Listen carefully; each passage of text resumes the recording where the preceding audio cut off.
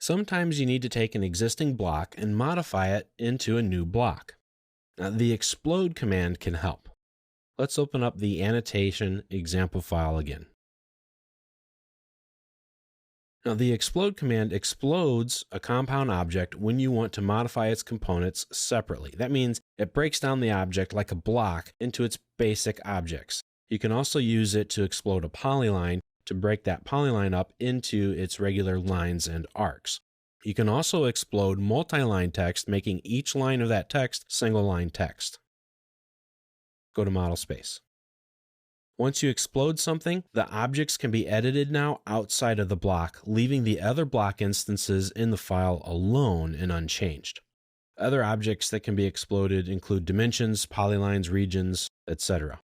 Now, if we wanted to make a second chair block design in this drawing, but wanted to retain the original chair, then insert a new chair block, we can. I'm going to use the insert command. I'm going to look for our chair. Found it in our list, click OK. Then I'm going to insert it here. Now I'm going to explode this. You can just type in the command, explode, or type in the letter X for explode, or you can go up to the Home tab on the ribbon, go to the Modify panel, and here's the Explode button. Now select your object, press Enter, and that object is no longer a block, but it is the individual parts. Now, unfortunately, these parts can't be put back into the block. If I want the chair back, I'm going to have to either just undo this, and as you can see, my chair is back, or I'm going to have to erase it and reinsert my chair block. So be careful. There are only a few times when you really want to explode a block. That's when you no longer want the line work to function as a block, or when you want to use the block as a base for maybe a new block. So let's make a new chair design. Let's erase these arms, and let's put in square arms. Just something real simple. Put it in here. Trim up the line work, and let's mirror these arms. Make sure everything is on layer 0. And now we have a new chair. So let's make it into a block. Type in the word block, press Enter, give it a name. We're going to call it Chair 02. We're going to pick our base point, which is going to be the rear of the chair here. And now we select our objects. Click OK. And now we have a new chair block. So now we have options.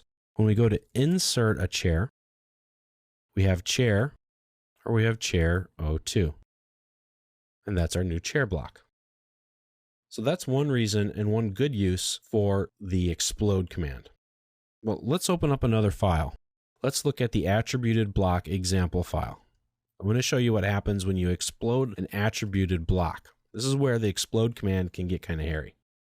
So we have some items in here, but let's make something a little bit different. I'm just filling in some information so that it won't look exactly the same. Okay, now that we have this, I'm going to show you what happens when you explode an attributed block.